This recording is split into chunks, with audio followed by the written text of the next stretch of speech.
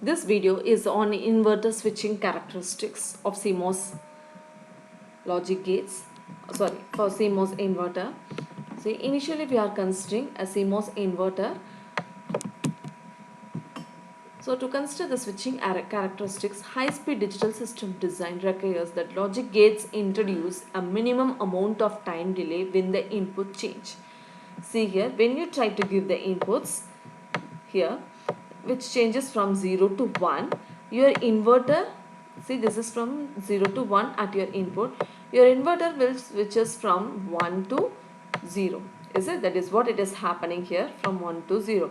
So that is what we can say it as a fall time. And when the input changes from 1 to 0, your output will shift from 0 to 1, which we can say it as a rise time. Okay, the time it takes to transit from 0 to 1 is the rise time. That is what it is given here. The output 1 to 0 transition introduces a fall time, and that is represented as TF.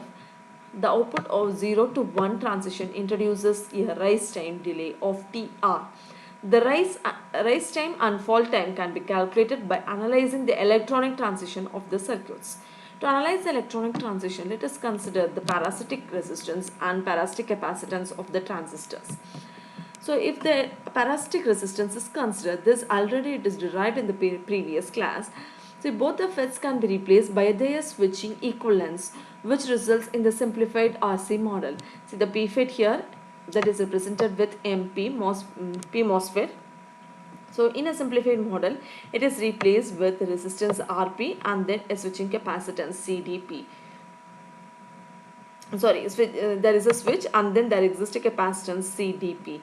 Similarly, on the Mn, that is your N MOSFET side, see one N resistance, that is Rn resistance is there, and then one switch is there, and then at the output side it is the drain capacitance of N for N MOSFET.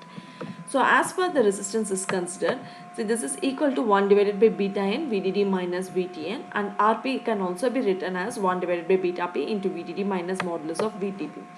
And if you consider the capacitance, your capacitance output CDN and CDP is equal to, see here, your CDN is equal to CGSN plus CDBN. See here, your CDN, it is your drain capacitance of your N MOSFET.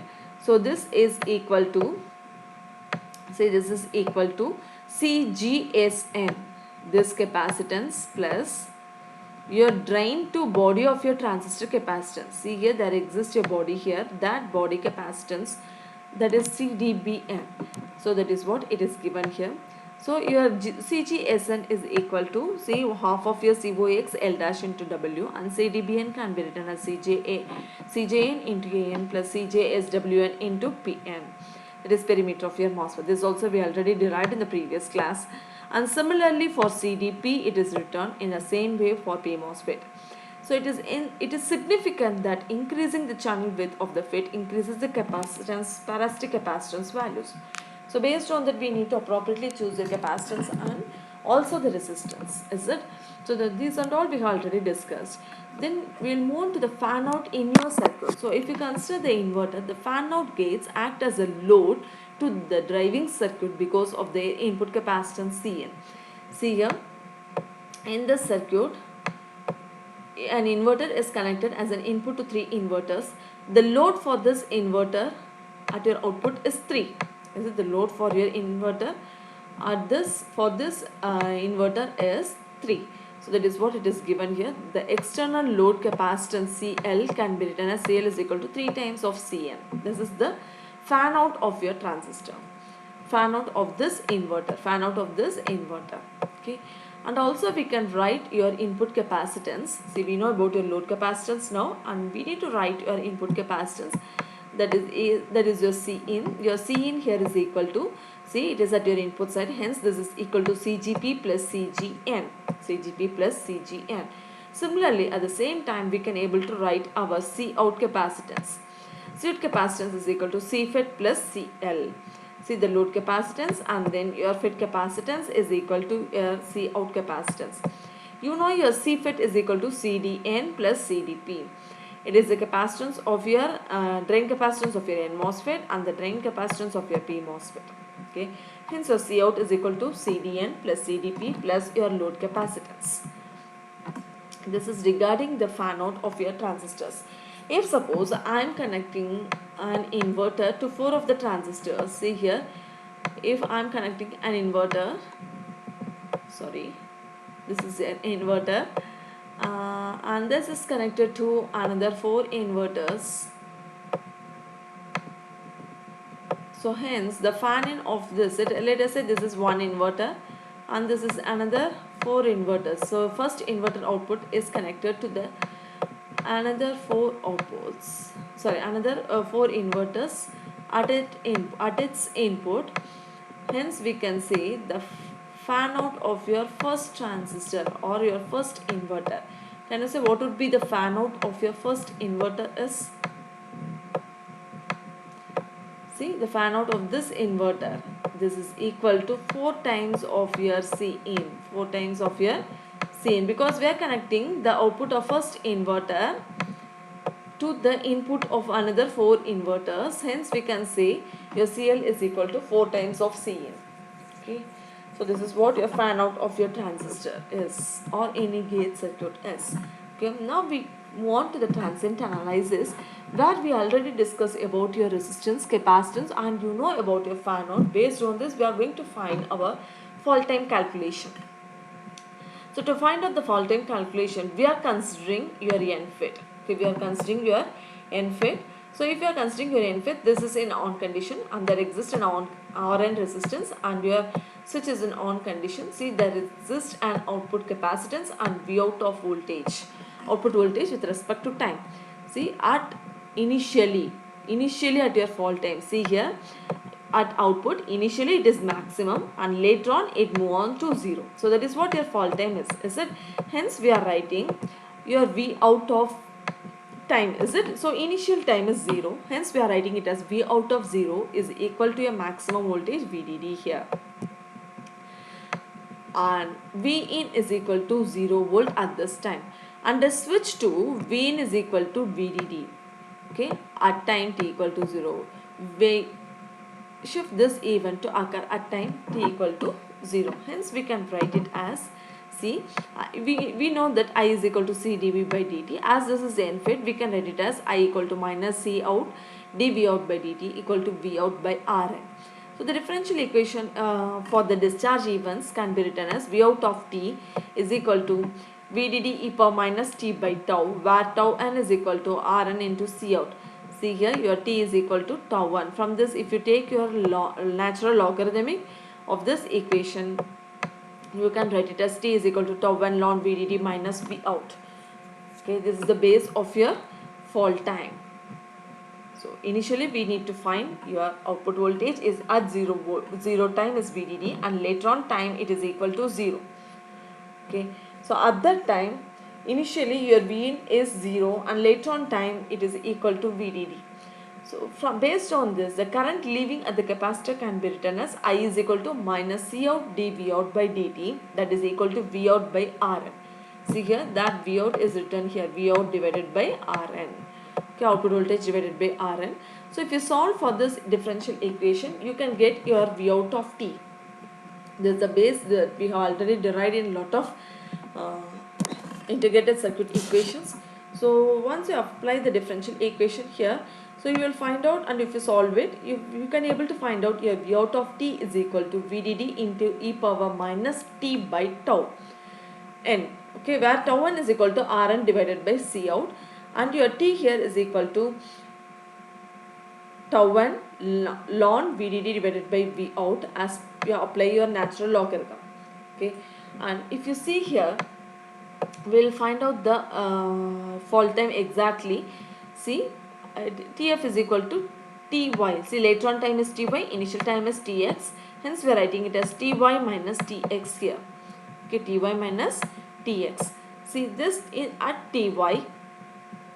So at Ty and Tx, so we can define this fault time in another way as, fault time is defined as the falling of 90% of VDD to 10% of VDD. So based on this, we can rewrite this as, see, At Ty, we can rewrite our output voltage is at 0.9 VDD minus initially at 0.1 VDD, and then it is at 0.9 VDD. See here, your Tx is at 0.1 VDD and your Ty is at 0.9 VDD. Okay, that is what it is your output voltages. Hence we can write it in this equation and substitute this, and if you try to solve for the natural logarithmic basis, you can find out. See, this can be obtained as tau n into ln n. So ln 9. So this ln n is equal to 2.2. Hence your fall time is equal to 2.2 tau n. In the same way, if you try to derive for your rise time, you will get it as 2.2 tau p. So for finding out the rise time, see your Rp here is kept as so here you are considering your P MOSFET, and here the Rp will be there in your transient analysis, and your PFET will be in closed condition, and there is in V out of T, and there exists a capacitance C out. Okay, so in this case, it is as it is and positive, the current flow is because of positive holes, we can write it as C out dV out by dt. This is equal to VDD minus V out divided by Rp, is it? And by trying to solving this differential equation, you will get your V out of T is equal to VDD into 1 minus e power minus T by tau p, and if you try to solve for rise time, it is also equal to 2.2 tau p. And if you find the maximum frequency that is equal to 1 divided by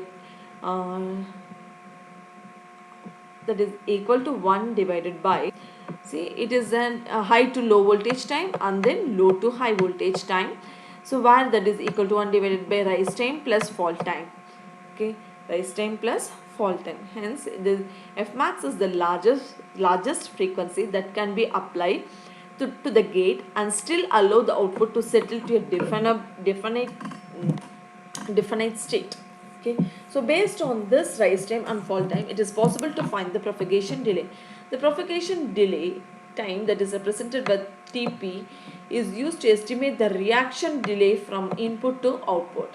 Okay, so or we can say it is an average of your rise time and fall time propagation. So that is what your propagation is. You know that TPF is ln 2 tau and TPR is ln 2 tau p, is it? Substitute these two in this equation, you will get your 0.35 tau n plus tau p, that is your propagation delays. So this is the commonly used in basic logic simulation programs because it does not provide detailed information on the rise and fall times as individual quantities. Okay. See here, your propagation I haven't explained in detail, so once again I am repeating here. It is from 50% voltage line. See, TPF is the output fall time from the maximum level to 50% voltage line, that is from VDD to VDD by 2, that is your TPF. TPR is from 50% to above 50%, that is from 0 volt to, so this point 0 volt to 50%, that is VDD by 2, that is what your propagation rises. So finally the average of your TPF plus TPR is your propagation delay. Okay. So from this, the rise and fall time equations provides the basic for high speed CMOS design. If you see here, your C out is equal to CFET plus CL. You know that your TR is equal to 2.2 tau 1. Tau 1 is equal to RP into C out, and if you substitute for C out, you will get this equation. And similarly for TF, that is fall time, is it? So on multiplying within the equation of 2.2 into Rp, see this is equal to 2.2 divided by beta p VDD minus modulus of VTP. So substitute for Rp, so that we can say it as an alpha p. Okay, hence we are writing it as, so at T or not, okay, at time t equal to 0, there is no such cases, and you will get only 2.2 into Rp into CFET. And if you go for sorry, it is not 2.2 Rp into CFET is TR naught. Actually, yeah, it is correct. 2.2 Rp into CFET is your TR naught at time t equal to 0. That is your initial rise time. And later on, if you substitute for Rp, that is 2.2 Rp into CL, in which that you are substituting 2.2 divided, and you are substituting for Rp, and you are getting this equation that we can say it as an alpha p. Alpha p is your 2.2 Rp, and similarly alpha n is your 2.2 Rn. Okay, so thus if in your case, if you are keeping your load capacitance as 0, if you are keeping load capacitance as 0, see, you will get Tr is equal to Tr naught and Tf is equal to Tf naught. Okay, so that is equal to Tpf, the Tr naught equal to 2.2 Rp into C field, whereas your Cl here is 0. Okay, hence in case if Cl is not equal to 0, there exists your alpha p. So that is what your 7.69 equation is. Okay, thus in this case, see here, if you increase your W by L, if you increase your W by L, see, in which beta n will be increased.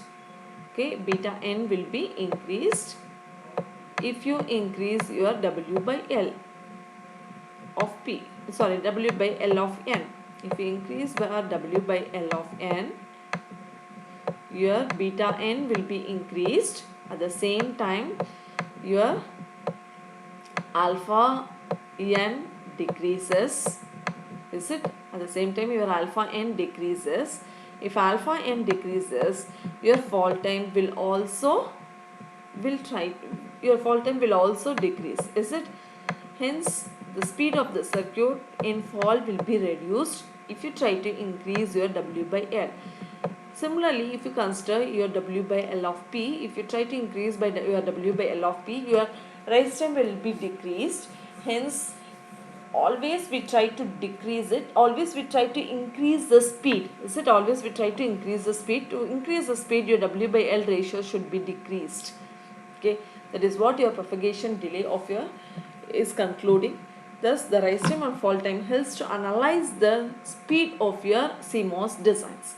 Thus, in any cases, if you try to reduce the size of your transistors, it helps to increase the speed of your circuit. Okay.